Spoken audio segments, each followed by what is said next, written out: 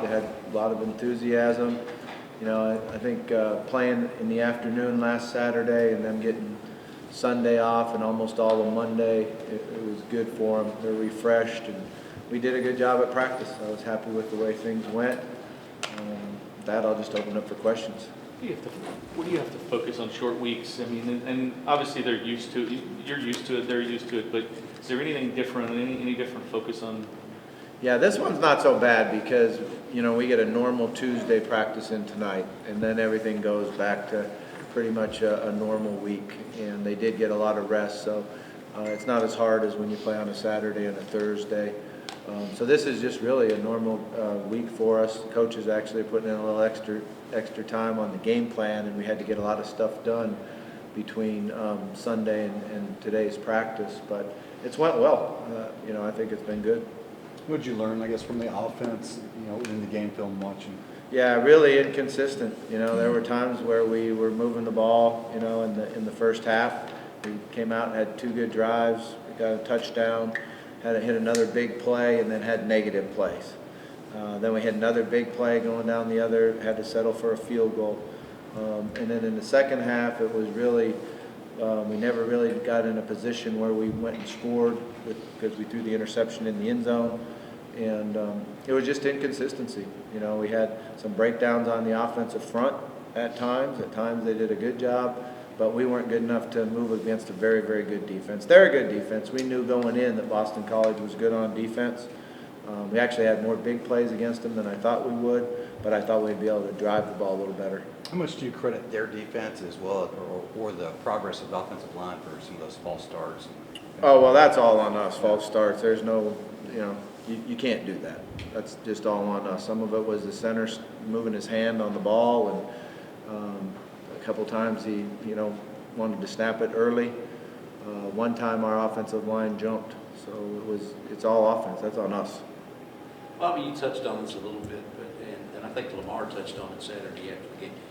How has he improved, and what has he improved in, and what areas does he have to continue to improve on to be the quarterback that you want him to be? Number one thing he needs to do is be more consistent, you know, on a down-to-down basis, being able to concentrate, focus, do all of his reads right. And he has taken a huge step forward in the last 3 weeks on making good decisions and delivering the ball. We certainly have improved in our passing game. Some of that is, you know, Lamar. Some of it is we've got some of those older receivers back that are where they're supposed to be and on time. Our third down conversions continue to be good the last few weeks, so that's something he's really improved on, and you know, the ability to run the ball. But we're still a long way away. How close is this offense in general to its potential? I don't think we're close at all. You know, I'm not happy with it at all. I haven't been happy with you know, our ability to concentrate, focus, and do things right all the time. You know, we continue to have one guy makes a mistake here, one guy here, and that's when you're not very good. And right now on offense, we're not very good. Lamar was under center, I think, just one time, and it was kind of a negative play. What does he have to do to show you to put him under center more often? Yeah, you know, he's okay under the center and taking the snap. It's his first step, and getting the ball to the mesh point that he needs to improve upon. And that's what we'll continue to work on. And I get nervous about it when, you know, the running back ends up behind the blocks and it doesn't look like we're on time with where we need to be. And he's more comfortable, you know, in shotgun or pistol or whatever you want to call it. How'd you come out of the game health-wise, Jalen, Jair? Jalen's a little bit nicked up, and Jair did not practice tonight. They're both questionable for the game right now. There is a chance. With the backs, I mean, Jeremy the last couple of weeks seems like he's been getting, of the yards you're getting from the running backs, it's been Jeremy. Has he been running like that in practice to where, Yeah, he's done a good job in practice. I'm really disappointed in the fumble, you know. He just needs to take care of the ball, and particularly in that game. You know, we said that the way our defense is playing, you know, we can't give them any points.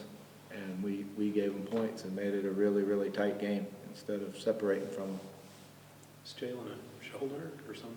Jalen's you know, we don't really need to talk about it's an upper body injury, but he landed on it, and I'm not sure how you know how he'll progress over the week. I know this, he's a lot better today than he was Saturday after the game. What's the focus on how to attack Wake Forest? Number one thing we need to do defensively is be able to, be good on first down again, pressure the quarterback, understand they're going to have some read game and do our assignments in that, and make sure that we take care of our assignments first.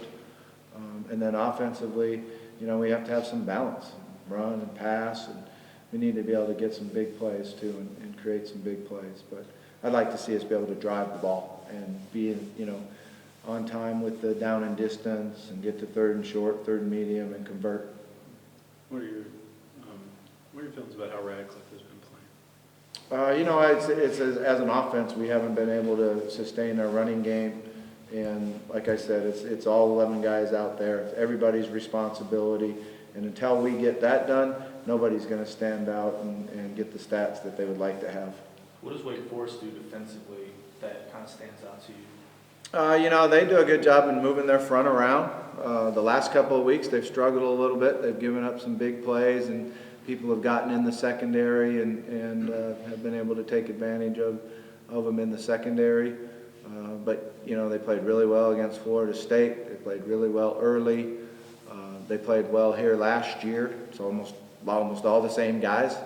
I guess there's some new guys in the secondary, but the front guys and the linebackers are the same guys, and they're very active and play hard. More question? What was the reaction like after you guys got to watch Sheldon again on film review? Oh, it's a great play. The ability to bend and pick the ball up and then make a great, little leap there to keep his feet. Stayed in bounds. I mean, he looked like he should have been a running back, but he did an unbelievable job, and it was a good job by all our front guys because they did not block the movement. We angled our 3 technique inside. We brought our defensive inside and brought the corner. All 3 of them came clean and did a nice job of stripping the ball, getting it out. So it was a great defensive play. How big is momentum? I mean, you talked about momentum after you won the Sanford game. You got that second game against NC State. How big is this when you kind of get momentum back for this Yeah, team? I mean, it's good because we put a lot of investment into the Florida State game, obviously, and didn't come out on the right end.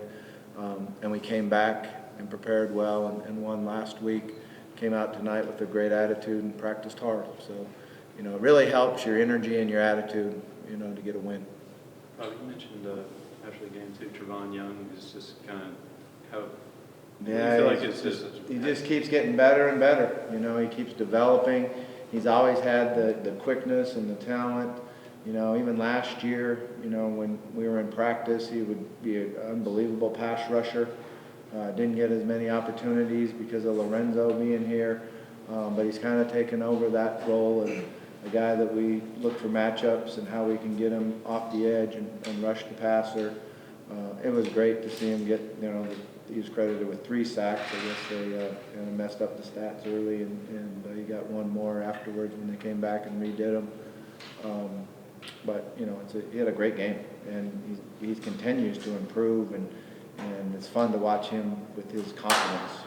Because in practice every day he's getting more and more confident and working hard to get better. What did you kind of think about how he had kind of been, he signed up to come play for Charlie, and then Charlie left like the day he arrived on campus, and just sort of what things worked out for him and how he stuck with it? I mean, it was hard on him. There was one point where he was considering going home, and he'd already went to school, and then the rules click in, and there was no way he could change and go somewhere else. And then he just did a good job. He did a good job of working hard. He came off of an injury. He had surgery in the off season and worked extremely hard all summer long to get back to full strength and actually get ahead of where he was a year ago. So he's put a lot of investment in and a lot of hard work to get the results. I'm just happy to see the results because it hasn't been an easy journey for him.